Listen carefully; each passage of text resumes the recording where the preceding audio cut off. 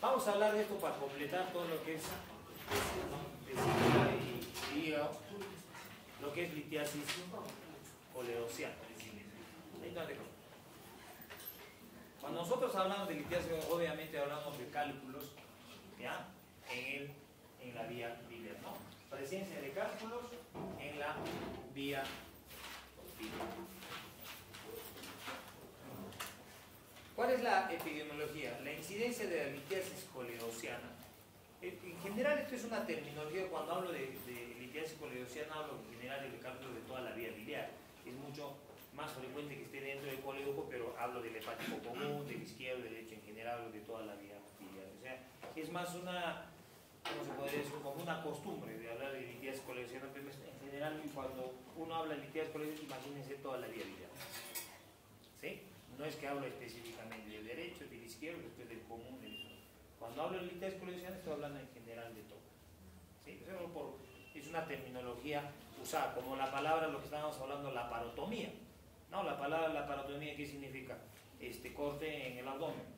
Pero ¿cuál es lo criollo, lo común? Hablamos de la laparotomía cuando hemos entrado a la cavidad abdominal. Si no hemos entrado, no hablamos de la laparotomía, ¿no es cierto? Pero si nosotros nos vamos a la terminología, laparo significa abdomen y tomía significa corte. Si lo junto, corte en el abdomen, nada más. Entonces un corte superficial en el abdomen sería una laparotomía y en realidad no es. Por costumbre significa entrar a la cavidad, ¿no? Acá es exactamente igual. Hablamos de coleocolitias en general cuando hablamos de cálculos en la vía biliar. ¿Sí? Costumbre, es nuestra. Incidencia. Pacientes sometidos a colesterolemia por litiasis vesicular, fíjense, 8 a 15%. O sea, pacientes que han sido operados de cálculos en la vesícula, existe una cantidad entre 8 y 15% y a veces a más, depende de la bibliografía, ¿ya?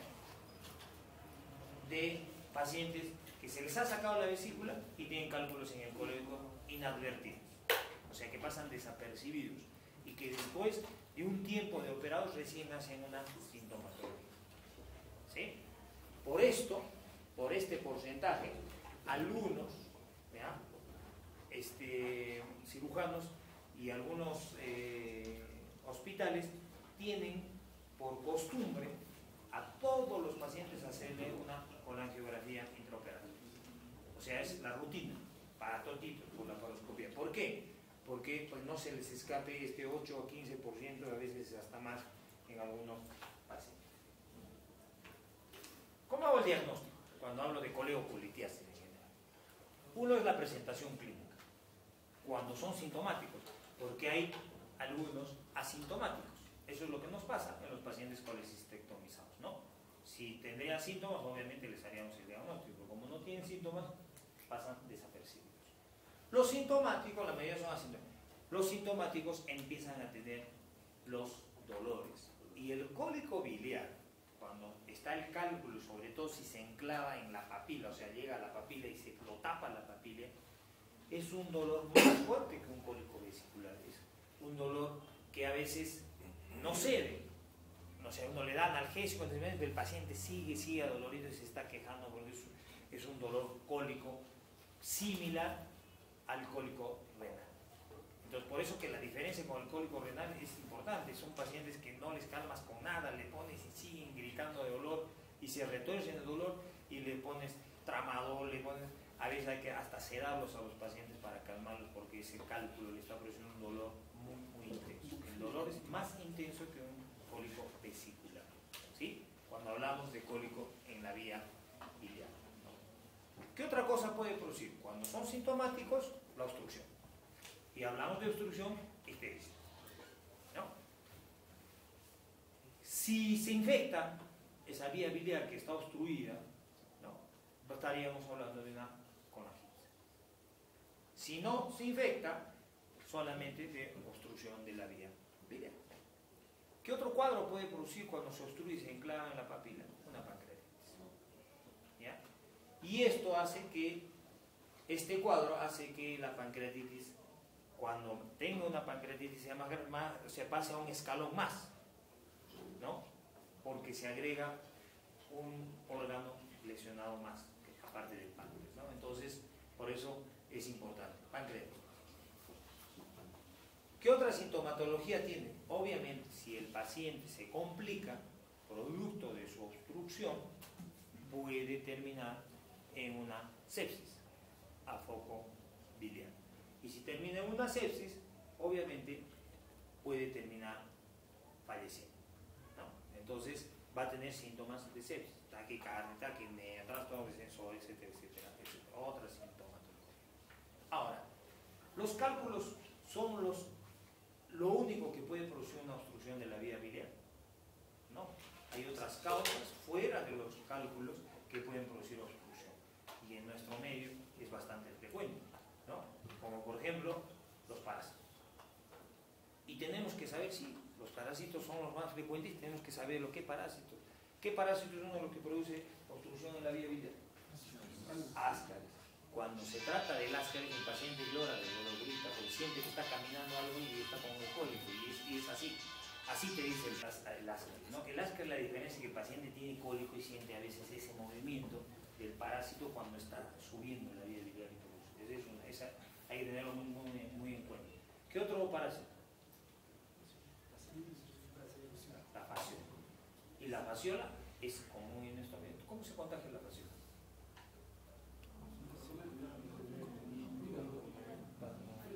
La fasciola existe macho o hembra.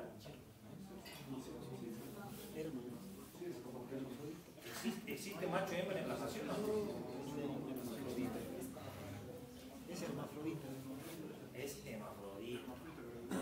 Pero hay que saber una cosa de la fasciola, que de repente alguna vez ustedes se pueden ayudar, y algunos cirujanos que por primera vez vi una fasciola y no sabían, siempre vienen de a dos.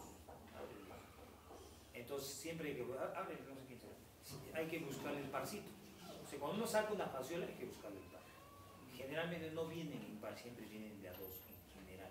Entonces hay que tratar de buscar, cerciorarse de que no esté el par metido dentro de la vía biliar, porque a veces pasa, uno saca, ya lo desobstruí, y lo cierra porque no sabe que había par. Pero si ustedes han escuchado, le pueden decir, doctor, de repente hay otro más, porque no lo buscan, y realmente hay que buscarla bien de a dos. ¿Ya? Pero no quiere decir que es macho y hembra, sino simplemente son hermafroditas, pero siempre hay que tratarlos de buscar de a dos, ¿no? Ahora, ¿y cuál es el tratamiento de la fasciola fuera de la extracción? ¿Qué le doy?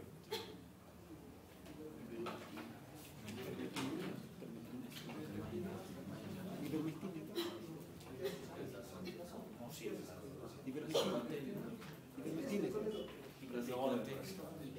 Ivermectina. ¿Qué trato la fasciola? Porque si el paciente ha entrado en la vía biliar, debe haber en el intestino. Entonces le tengo que dar un tratamiento médico, porque la posibilidad de que otra vez vaya a la vía biliar, que es un medio adecuado para que viva la fasciola, vuelva a producir. Pues, ¿qué le doy? ¿Qué tratamiento le doy?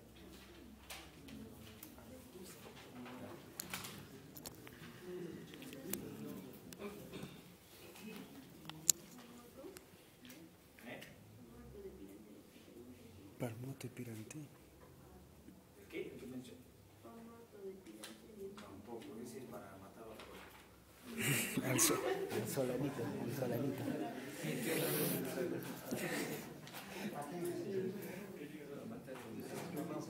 ¿Qué le darían al paciente si viene?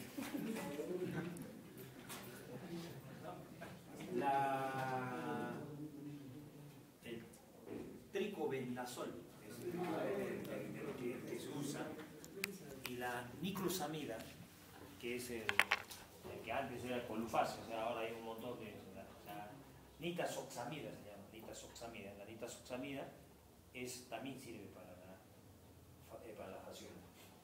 El tratamiento de la nitazoxamida, que es un antiparasitario para helmintos y para protozoarios, sirve para las dos cosas. También sirve para la fasciola, pero con un tratamiento más largo, porque acuérdense, para matar protozoarios, con 3 días más que suficiente. Para matar helmintos, con 3 días más que suficiente. Pero cuando se trata de la fasciola, el tratamiento es entre 7 a 14 días, mucho más elevado, ¿no? Y si no, la otra es el tricobendazol, que se usa en las vacas, ¿no? Y es para tratamiento de los parásitos de las vacas. Con la única diferencia que ustedes, si ellos se compran, ustedes tienen que ver la dosis y cuantificar al paciente para darle, porque viene en sachet de 100 miligramos. Y si se toma todo el sachet es para una vaca de 500 kilos. Yo una vez un paciente que se ha tomado y no sabía, no le habían dicho cuánto y se tomó todo el sachetcito. No, va tratado de matar y ya terminó con una diarrea. Ahorita casi internamos porque el pata no podía comer nada porque le dolía cólicos y diarrea, cólicos y diarrea. Ha estado buen tiempo. Se ha tomado la dosis de una vaca de 400. Normalmente se toma una cucharita suficiente. No se toma. ¿Qué otro parásito? ¿Qué otro parásito? Estrongiloides, no, el estrongiloides, acuérdense que el estrongiloides lo que más produce son obstrucciones duodenales e intestinales, pero más el duodeno, tiene una predilección por tapar el duodeno bastante frecuente, el estrongiloides. Pero fuera de los estrongiloides, no, la vía biliar no es su medio adecuado. ¿Qué otro parásito? ¿Ascaris? No, el ascaris no entra ni de casualidad, la vía biliar lo mata. O sea, la bilis para algunos es no, ascaris no, es auxilio. Al ascaris sí, el ascaris sí. No, me confundí con auxilio. No, ascaris ya hemos dicho. Ascaris hemos dicho, fasciol hemos dicho, ¿qué otra cosa nos falta? El ancilostoma no tampoco. ¿Qué es lo otro? Y en nuestro medio es común. Y ya hemos dado la clase. Claro, pues. Claro, la hidradiosis es otra causa.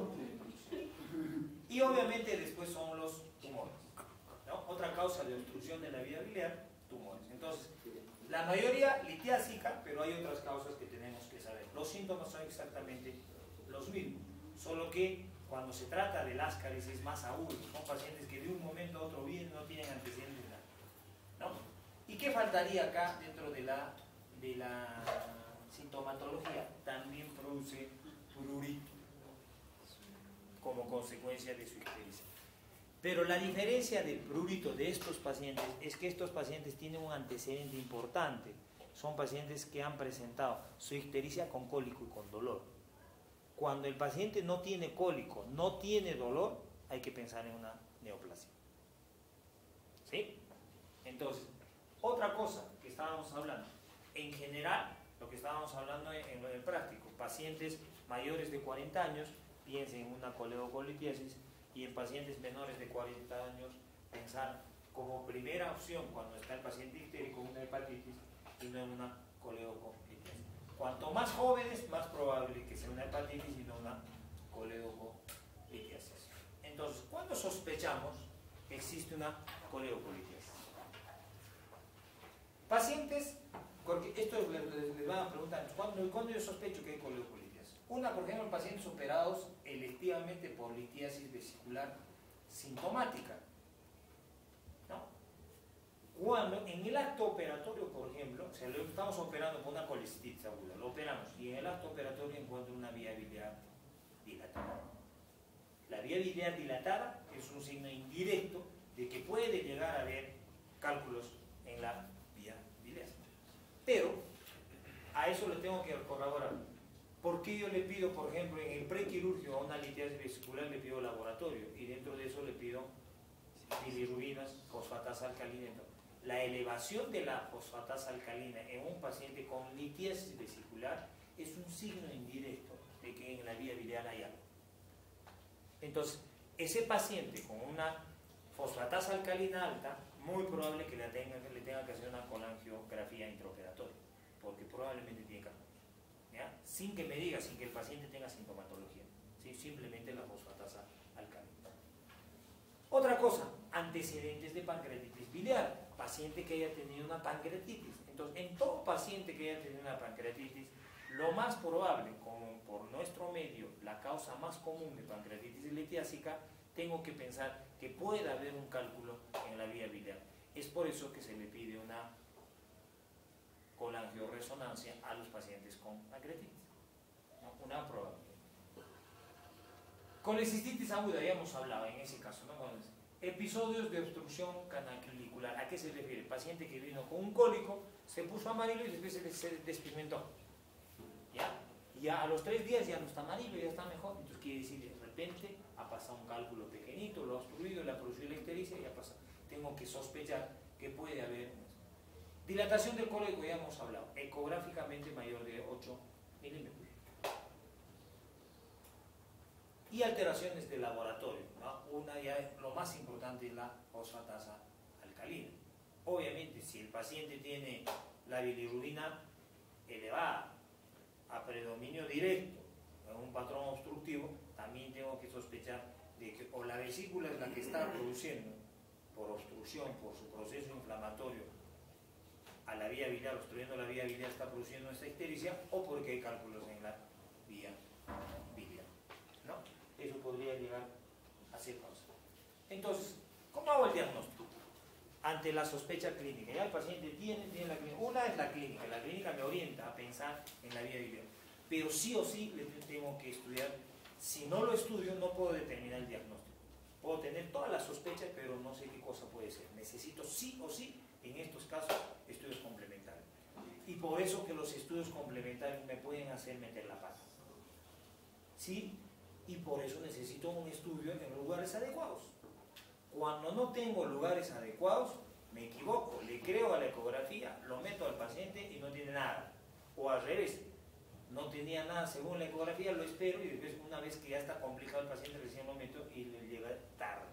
Entonces, el hecho de que yo les había dicho hay lugares donde se hace ecografía con detalles, con todo, no es por gusto, es necesario porque eso me decide una conducta quirúrgica o no. Entonces es necesario una buena ecografía, un buen ecografista que me haga una buena ecografía para poder determinar una intervención. Existe una ecografía transendoscópica, ¿no?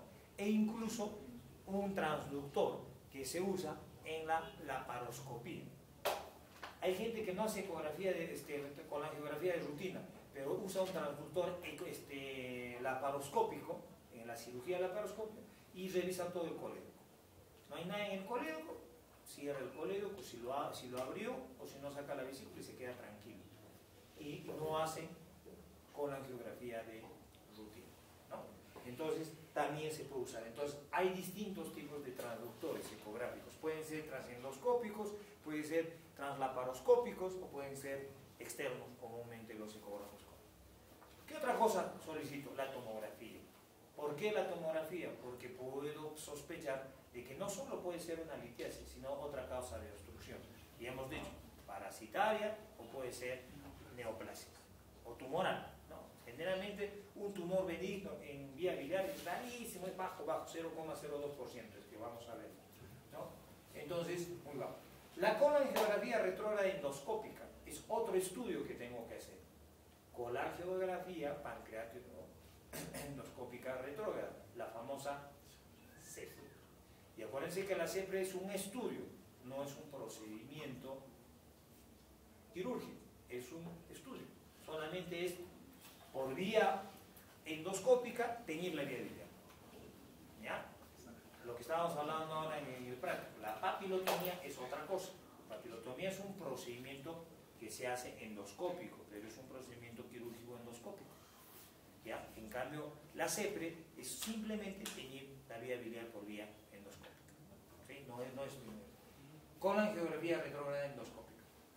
La otra, punción transparieto-hepática. Son todos los métodos que se tienen que hacer en la vía biliar para poder determinar qué cosa puede ser. Punción transparieto-hepática.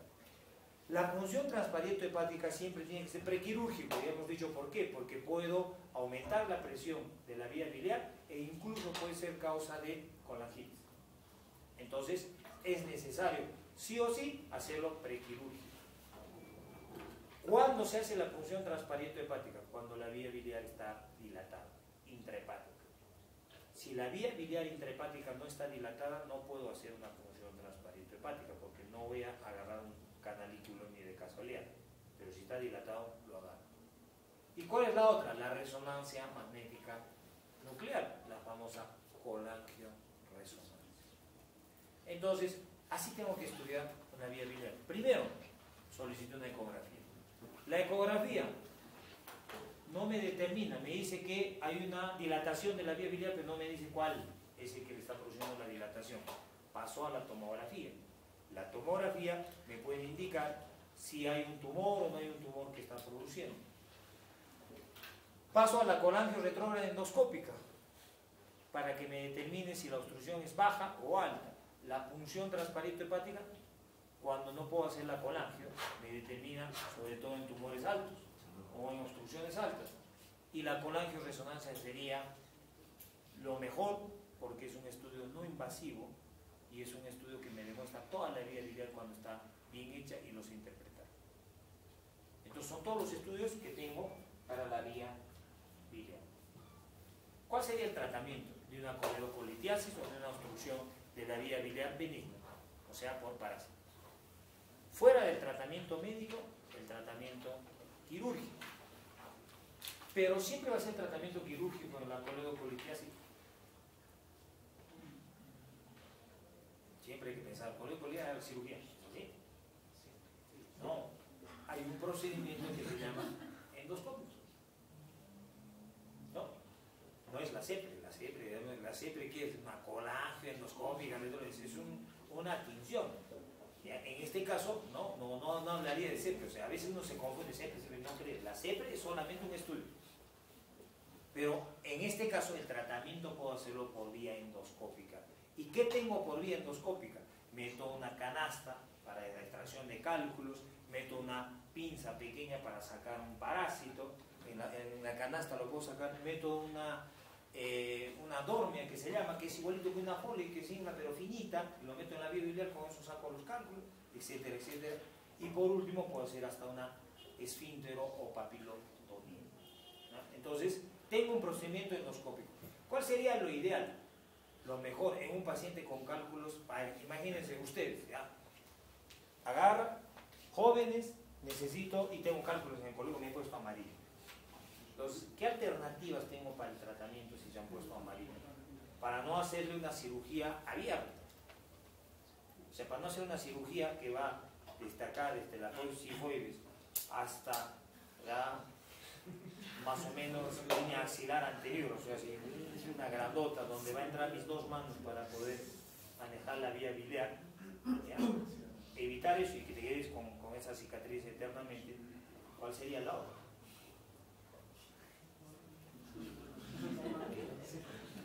Entonces, cuando se trata de coledocolitiasis, hay una opción para evitar eso. Una es llamarlo gastroenterólogo cuando está el gastroenterólogo y tiene las posibilidades que solucione la vía biliar por vía endoscópica, o sea, que limpie la vía biliar, que saque, extraiga todos los cálculos, etcétera, etcétera, y después el paciente sea operado de sus cálculos en la vesícula por laparoscopía. Entonces le hacemos una laparoscopía, ¿ya? Una colecistectomía más, pero no hay nada urgente. Han llamado a la prensa, me dicen que no hay. Pero estamos hablando de esto. La prensa.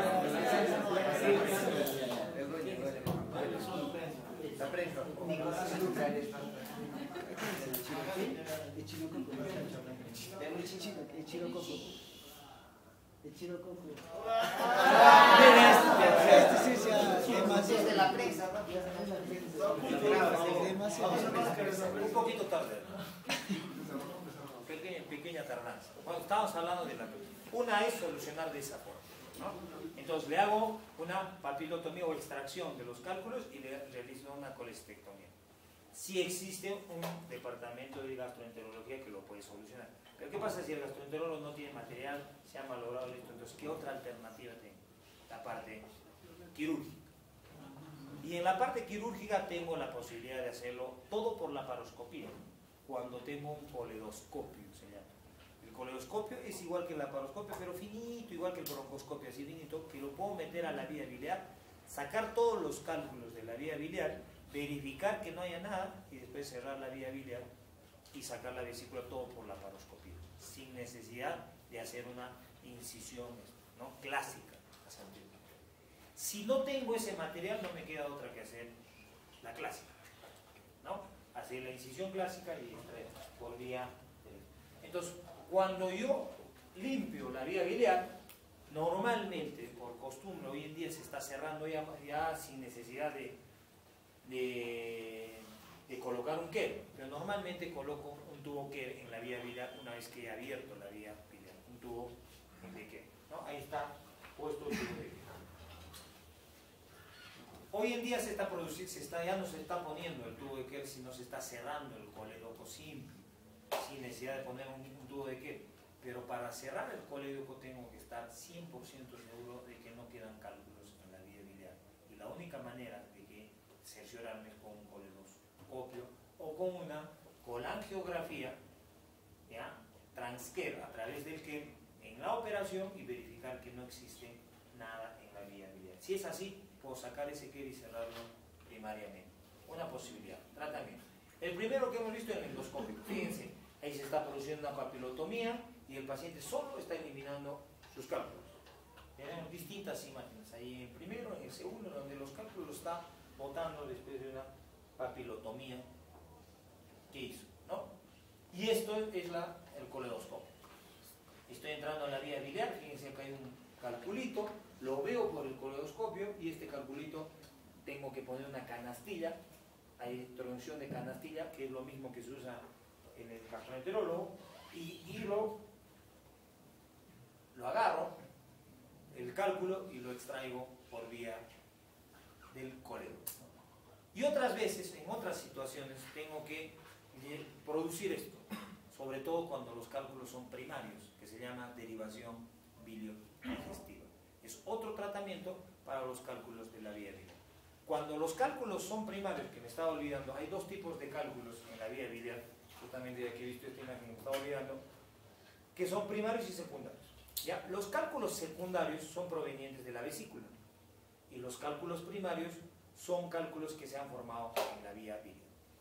Si el paciente es formador de cálculos primarios, ¿ya? Es un paciente que si yo solamente le saco los cálculos, probablemente en 2 años vuelva otra vez con sus cálculos y no le haya solucionado el problema. Entonces, en esos casos es necesario realizar una derivación biliodigestiva. Entonces, ¿cuándo realizo una biliodigestiva, una derivación biliodigestiva? Una es cuando los cálculos son primarios. 2, cuando existe más de 5 cálculos, o sea, un rosario en todo el colédoco lleno de cálculos, más de 5 cálculos en la vía biliar, es otra indicación de derivación biliodigestiva. 3, cuando el colédoco tiene 2 centímetros de diámetro, o sea, es enorme. En ese caso va a crear una bolsa y muy probable que me produzca una litiasis residual. Entonces tengo que producir una derivación biliodigestiva. ¿En qué otros casos puedo producir una biliodigestiva? Cuando existe un tumor en forma paliativa. Por ejemplo, un tumor de cabeza de páncreas o un tumor del colédoco terminal, ¿sí? Y le estoy haciendo algo paliativo, le hago una derivación biliodigestiva. Entonces, en caso de tumores, es otra indicación. ¿Cuál era la otra? El síndrome de Mirici, que hemos hablado, ¿no? Síndrome de Mirici. Otra indicación de derivación biliodigestiva es el quiste de colédoco. El quiste de colédoco es otra indicación de derivación biliodigestiva, ¿no? Entonces, en este caso, una de las indicaciones para la solución de cálculos en el colédoco cuando son primarios es indicación de biliodigestiva. ¿Por qué en los primarios no se hace por endoscopía? Uno dice, pero doctor, lo podemos sacar por vía endoscopia. Pero el tema de la endoscopía es que una vez que se limpia la vía biliar en los cálculos primarios, ese paciente en un promedio de 2 años va a volver a tener cálculos en la vía biliar. Entonces va a ser sometido otra vez a otra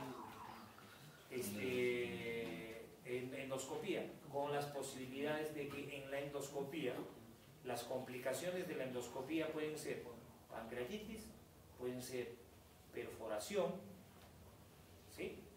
Incluso muchas veces su causa de colangitis por tratar de instrumentar, y la otra es la hemorragia que puede llegar a producir durante la papilotomía. Entonces, sabiendo que si al paciente se le somete a muchas papilotomías, puede llegar a tener cualquiera de esas complicaciones, es más riesgoso. Es por eso que es preferible hacer una cirugía. Esta cirugía, la derivación biliodigestiva, hoy en día se hace por vía también laparoscópica. Hoy se está haciendo todo por vía laparoscópica. ¿Alguna duda? Ahí tenemos otra. No, ahí terminamos. Y estas son lo que existen. La primera, este es una canasta, este es un Fogarty que se llama, que es lo que les decía, parecido a una ondita Foley, que se infla, se mete, se infla y se saca el cálculo.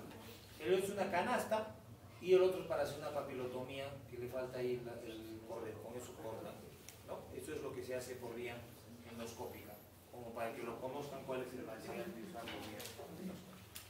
Ahora, ¿qué les falta? Las no.